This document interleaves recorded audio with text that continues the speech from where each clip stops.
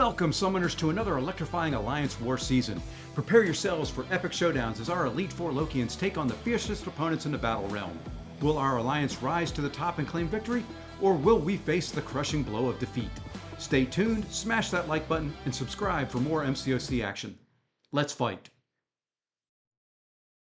Our Loki has had a great start to the season. We're currently sitting at 4-0. It is time for war number 5, and hopefully we can keep up that great work. I am bringing in the team of Nimrod, Negasonic Teenage Warhead, and Deathless King Groot.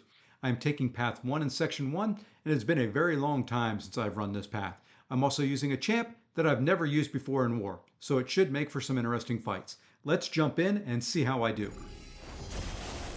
Alright, for this first fight, I'm going to be using Nimrod to take on this Wolverine Weapon X. I do not like fighting Weapon X. I find myself getting tagged on dashbacks way too often when I fight him, so I do throw on an invuln boost to hopefully mitigate that some.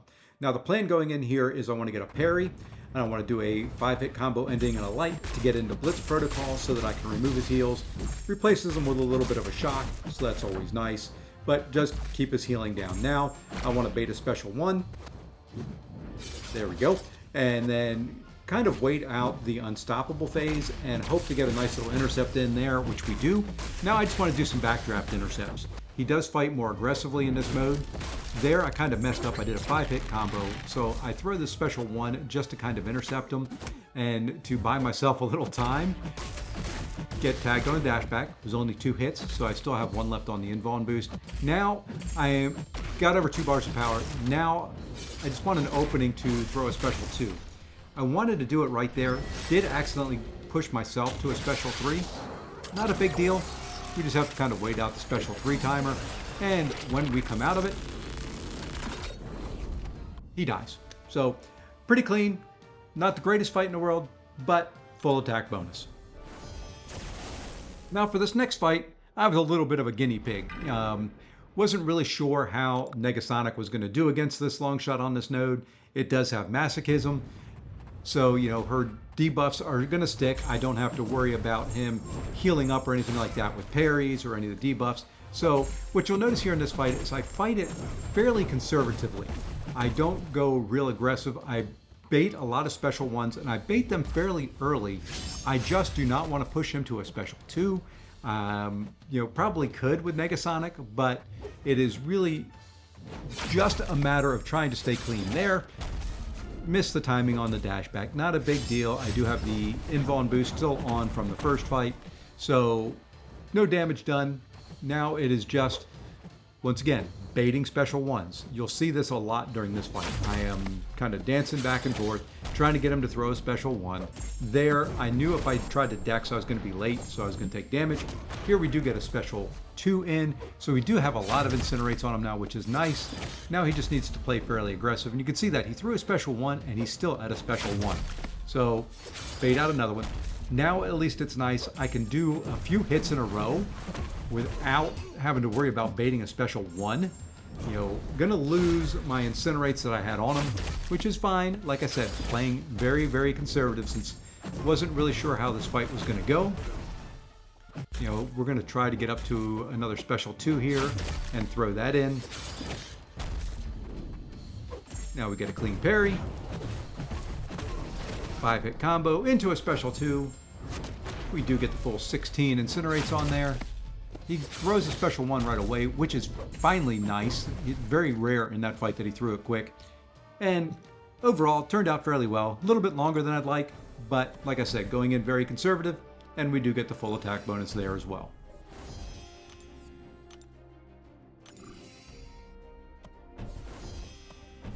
Alright, I jump over to Path 7 in Section 2. We've got this Domino on Make a Stand.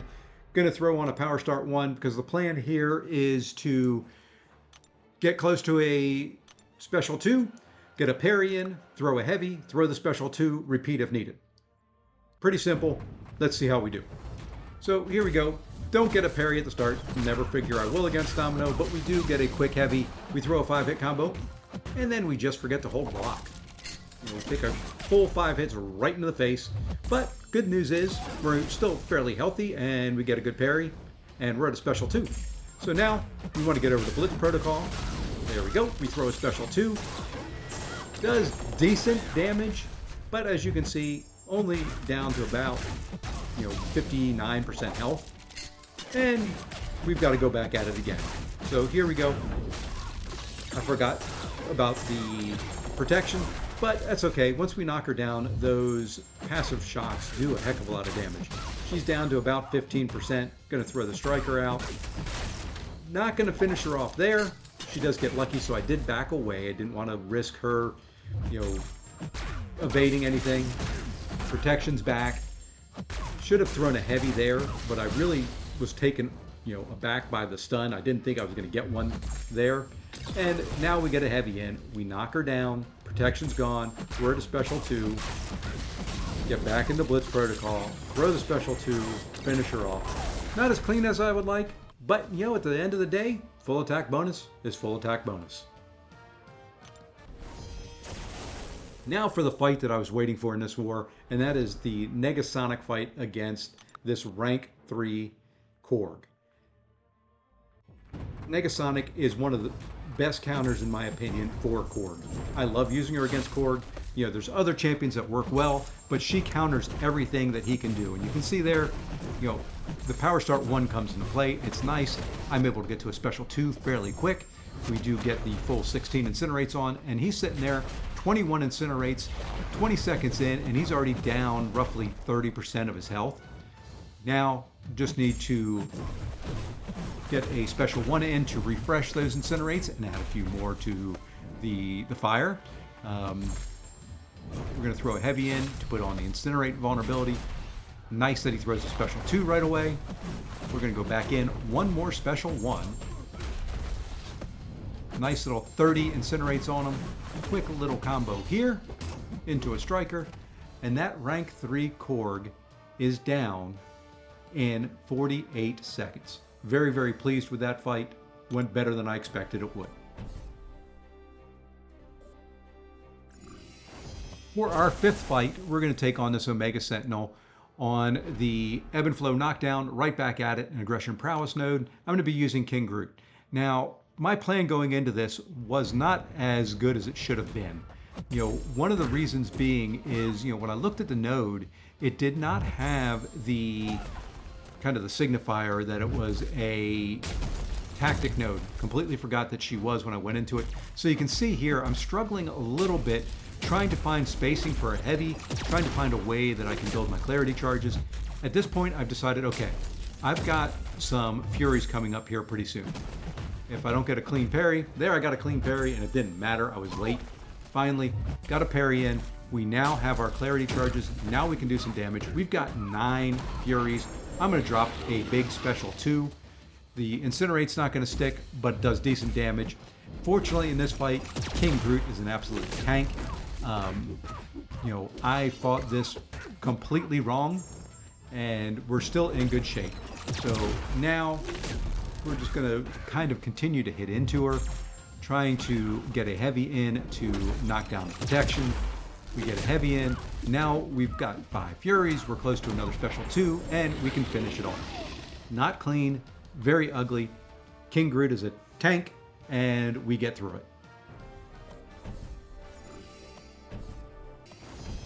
Final fight of this war brings us to this apocalypse. Node 41, taking it a couple times this season with different champions. This is Scared Stiff, Power Focus 2, Bubble Shield. Playing here, Special 2, repeat, Special 2, repeat, Special 2, if needed. So really just get a clean parry in, get into blitz mode, get to a Special 2, win the fight. That's really all that I'm looking forward. I figure if he throws a special at some point in time, Bubble Shield's going to come into effect. Just going to have to eat the damage if need be. Here we go. We get our first special 2 in. We weren't in blitz mode, so kind of messed that up. Here, he does get a special 2 off. I get rooted. I am very close to the Bubble Shield. Hey, guess what? I was trying to dex so I wouldn't activate Bubble Shield, and I get hit in the face. All right, now we're at 10, so we have Bubble Shield in play. Here we go. Now we are actually in Blitz Protocol. Now I just want to bait a special 2. Fortunately, we didn't get hit there with the one unblockable from Bubble Shield. We kind of wait out the root. We switch back to Blitz Protocol. We finally get one with shocks, so we do some decent damage there. Shocks aren't going to quite finish him off. We get rooted again. We're going to throw a special just to get out of the root. Get a parry in. 5-hit combo. One more parry. One more 5-hit combo. Into a striker. And then we get to finish him off. So, didn't work exactly the way I wanted it to, but still worked fairly well. And that's going to wrap up my war. And 4 Loki is off to an absolutely phenomenal start to the season as we work on trying to get back into the Masters bracket.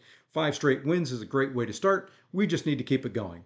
I've improved my record to 25 kills, and fortunately, I am still at 0 deaths.